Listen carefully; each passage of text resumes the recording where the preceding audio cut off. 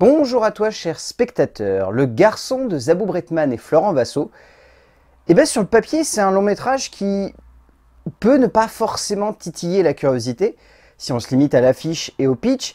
Mais quand on regarde la manière avec laquelle le long métrage a été fait et a été pensé par ces deux auteurs, là déjà on est un petit peu plus intrigué. Et c'est à partir de là que j'ai commencé à me dire que ce long métrage peut réellement être intéressant.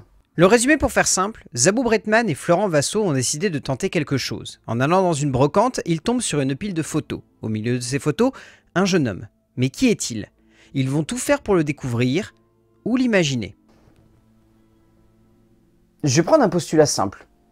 Honnêtement, vous prenez ce film et vous le séparez en deux morceaux, et vous en faites chacun un long métrage à part entière, vous avez deux récits extrêmement classiques qui peuvent sembler avoir la même identité que plein de longs métrages qu'on a déjà eu l'occasion de voir dans le cinéma français, ou même dans le cinéma international. Mais en combinant les deux, je trouve que Bretman et Vassaux ont eu une idée qui, je trouve, est peut-être pas géniale, mais fantastique d'un point de vue cinématographique. Ça fonctionne super bien. Et du coup, ce qui pourrait sembler n'être qu'un long métrage ressemblant à plein d'autres, devient une œuvre extrêmement touchante et attachante qui cherche de manière très juste à explorer l'être humain au travers du prisme à la fois de la réalité et de la fiction. Ce qui est une idée brillante parce qu'en soi, c'est ce que fait le cinéma constamment. Essayer de réinventer la réalité, lui donner une nouvelle perspective, lui donner une nouvelle dimension et faire en sorte que le spectateur s'attache à des éléments qu'il va être capable de relier à ce qu'il connaît au jour le jour et également à d'autres éléments qui vont le faire un peu voyager et qui vont l'inciter à repenser sa réalité. Et je trouve ça beau ici.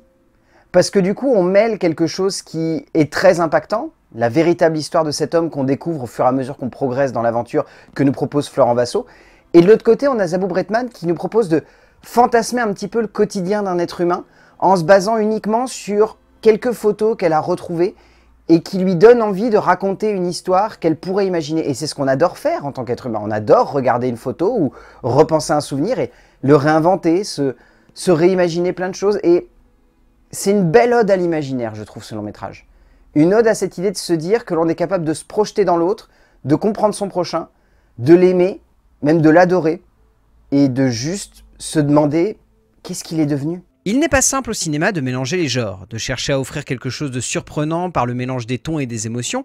Alors imaginez un peu de fiction au cœur d'une réalité concrète et palpable, cela demande encore plus d'imagination et surtout une forme de folie touchante et captivante. Bretman et Vassaux ont décidé d'offrir aux spectateurs un mélange de fiction et de réalité, de drame et de documentaire, le temps d'un métrage qui, faisant l'union des deux manières de faire du cinéma, devient un objet tout simplement fascinant, joliment emmené par les deux auteurs et assez juste dans son approche d'une émotion brute, mais extrêmement juste.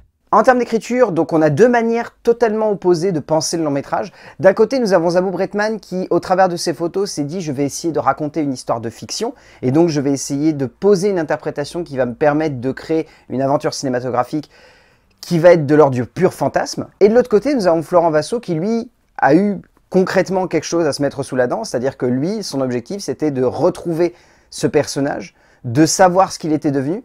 Et donc, c'est amusant parce que d'un côté, on a juste cette petite aventure humaine qui est très touchante, très attachante, mais très simple, et qui, seule, n'aurait pas beaucoup de perspectives, se contenterait simplement de raconter l'histoire d'un mec un peu lambda, qui va avoir une journée très lambda, mais dans laquelle on va réussir à se projeter parce qu'il y a plein de choses touchantes et émouvantes au travers des personnages qui sont traités.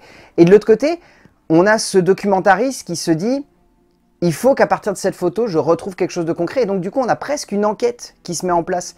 Et c'est très ludique, encore une fois, je trouve, d'avoir mis en parallèle ces deux formes cinématographiques radicalement opposées, qui sont la fiction et le documentaire pur, et de faire en sorte qu'en termes de narration et de dramaturgie, les deux s'équilibrent en se complétant constamment. Soit en ayant des petits jeux ludiques que je ne vais pas forcément vous révéler parce que j'ai pas envie que vous ayez toutes les clés entre les mains en voyant le long métrage, parce qu'il y a des éléments qui sont assez amusants et assez touchants, qui jouent sur la réalité pour créer de la fiction et qui, du coup, parviennent à créer une espèce de double regard de spectateur qui, je trouve, apporte de la vraie perspective à ce qu'on voit.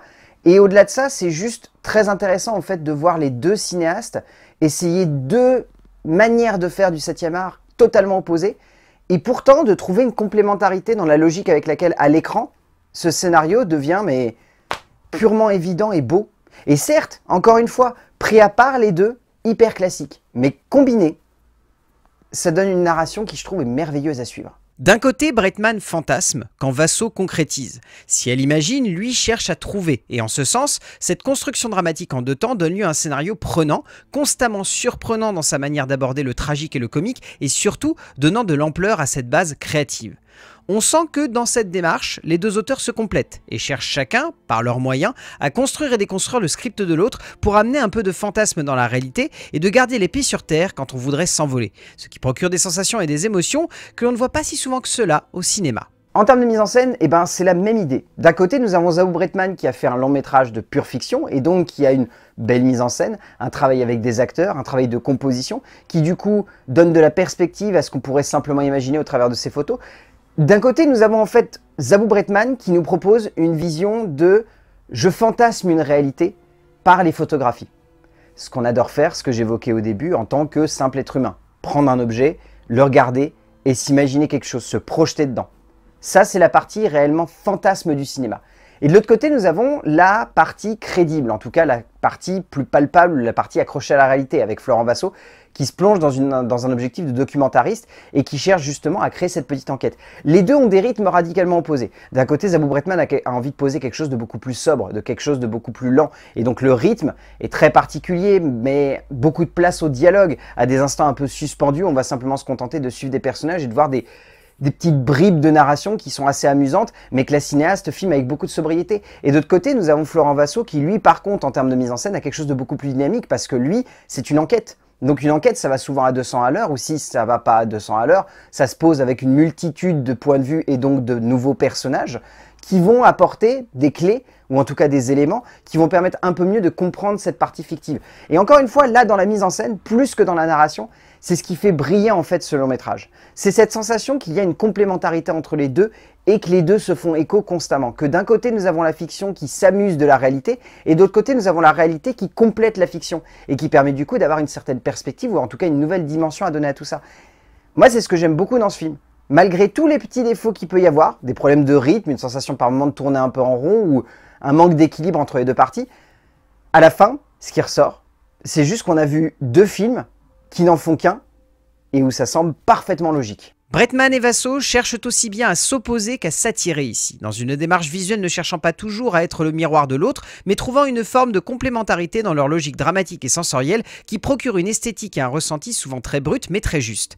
On sent que les artifices, qui seraient propices à la fiction, sont souvent mis de côté par Breitman pour une forme de pureté réaliste et que de son côté, Vasso veut amener de la drôlerie et de la légèreté dans une réalité un peu trop morne ou trop vague, donnant ainsi à chacun une sensation particulière à des parcours créatifs opposés mais complémentaires. En termes de casting, bon déjà il faut saluer dans la partie que filme Florent Vasso tous les témoins qu'il a réussi à retrouver, qui sont tous très touchants. Je trouve qu'ils apportent une belle perspective à la partie fiction et surtout ils apportent des dimensions qui par moments sont très émouvantes par rapport au parcours de ce personnage qu'on essaie de suivre.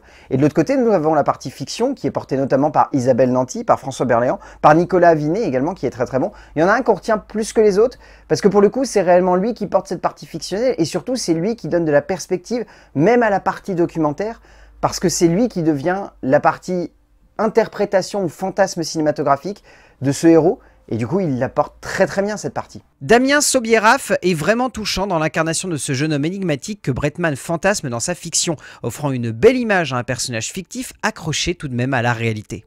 Au bout du compte, Le Garçon, c'est un film très étonnant en fait dans notre paysage. C'est un film qui mêle plein de dimensions cinématographiques, plein de possibilités d'interprétation, plein de possibilités de compréhension.